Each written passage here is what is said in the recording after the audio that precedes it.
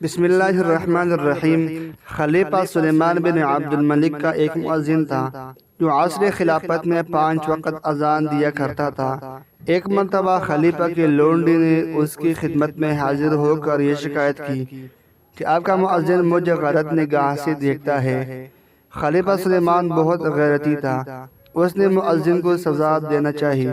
چنانچہ اس نے لونڈی کو حکم دیا کہ تم خوبصورت کپڑے پہن کر اس کے پاس جاؤ اور کہو کہ میں تم سے محبت کرتی ہوں اور مجھے اس کا اقرار ہے۔ امیر المؤمنین سے بھی ڈرنے کی کوئی ضرورت نہیں ہے، کیونکہ ان کو کیا علم کہ ہم ایک دوسرے سے محبت کرتے ہیں۔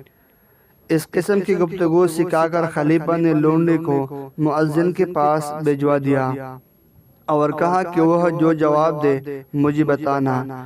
لونڈی نے اپنے آپ کو بنایا سنوارا اور مؤذن کے پاس چلے گئی۔ اس نے اس مفہوم کی گفتگو مؤذن سے کی تو مؤذن نے فوراً چہرہ آسمان کی طرف کر لیا اور کہا، اے میرے بزرگ و برتر رب، تیرا خوبصورت پردہ کدھر ہے کہ میں اس میں چھپ جاؤں؟ پھر لونڈی سے کہا کہ دوبارہ میرے پاس نہ آنا، قریب ہمیں ایک ایسی ہستی کے سامنے پیش ہونا ہے جو دھوکہ نہیں کھا سکتی۔ مؤذن کا یہ دو ٹوک جواب سننے کے بعد لونڈی خلیفہ سلیمان کے پاس آئی اور مؤذن کی گفتگو سے آگاہ کی۔ خلیفہ اس مؤذن کی تقوی سے بڑا متاثر ہوا۔ اس نے مؤذن کو بلوایا اور کہا کہ ہم اپنے اس لونڈی سے تمہاری شادی کرنا چاہتے ہیں، اخراجات کے لیے 50,000 درہم کا عطیہ بھی دیتے ہیں۔ مؤذن نے عرض کیا، امیر المؤمنین، میں نہایت احترام کے ساتھ آپ کی ہبہ اور عطیہ کو واپس کرتا ہوں، مجھے اس سے دور رکھے۔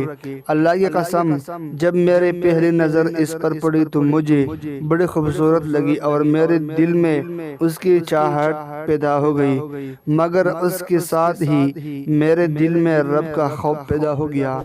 تب میں نے اپنی چاہت کو فراموش کر دیا، اس کا خیال اپنے دل سے نکال دیا، کو رب العزت کے پاس بطور ذخیرہ جمع کرا دیا۔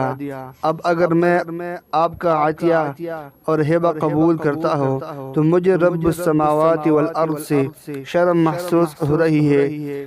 جس چیز کو میں نے بطور ذخیرہ اس کے پاس جمع کروایا اس کو واپس لے لو، یہ ناممکن ہے۔ خلیفہ نے اپنی پیشکش کو دہرایا مگر مؤذن نے قطعی انکار کر دیا۔ سلیمان بن عبدالملک اس واقعہ سے بڑا متعجب ہوا اور متعدد بار اس نے اپنے ساتھیوں سے اس کا ذکر کیا۔